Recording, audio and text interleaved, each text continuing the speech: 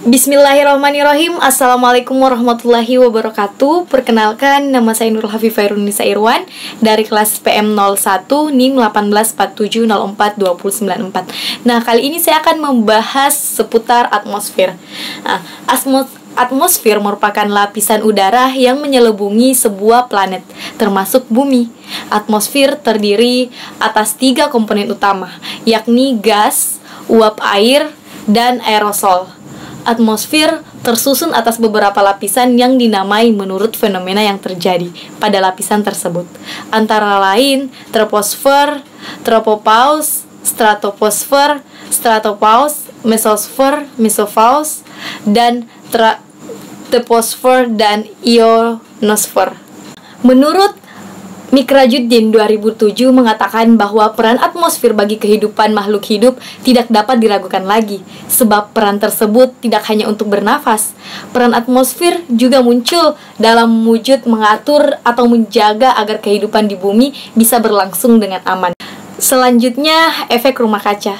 Secara umum, efek rumah kaca diartikan sebagai proses naiknya suhu bumi yang disebabkan perubahan komposisi atmosfer. Nah, menyebabkan sinar matahari tetap berada di bumi dan tidak dapat dipantulkan secara sempurna keluar dari atmosfer. Adapun pengaruh efek rumah kaca yang pertama yaitu penebangan liar dan pembakaran hutan. Dengan makin maraknya penebangan liar akan menjadikan berkurangnya media untuk mengurangi efek rumah kaca. Tak hanya itu, pembakaran hutan secara besar-besaran juga menjadi penyebab meningkatnya efek rumah kaca. Kedua, penggunaan bahan bakar fosil secara berlebihan. Nah, ketika kita menggunakan bahan bakar fosil secara berlebihan seperti minyak bumi dan batu bara, tak hanya berdampak buruk pada kualitas udara, tetapi juga dapat meningkatkan konsentrasi gas rumah kaca di atmosfer. Ketiga, pencemaran laut. Keempat, industri pertanian. Dan kelima, limbah rumah tangga.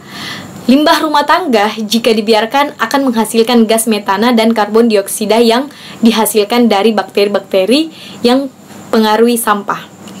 Kemudian yang keenam yaitu industri peternakan. Limbah industri peternakan seperti kotoran sapi ternyata bisa menghasilkan gas rumah kaca seperti karbon dioksida dan metana.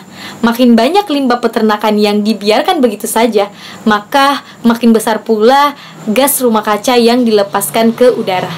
Mekanisme terjadinya efek rumah kaca, yaitu cahaya matahari merambat melalui ruang angkasa, hampa udara bersamaan dengan panas dari radiasi matahari. Radiasi akan terserap oleh lapisan ozon, namun cahaya tidak terserap dalam ozon. Adapun 70% lainnya berhasil keluar dari atmosfer kembali ke luar angkasa. Selanjutnya, dampak yang kelak akan mengancam kehidupan di bumi. Yang pertama yaitu dampak efek rumah kaca adalah pemanasan global.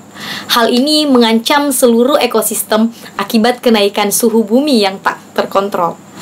Kemudian dampak kedua adalah mencairnya es di kutub yang juga mengancam ekosistem.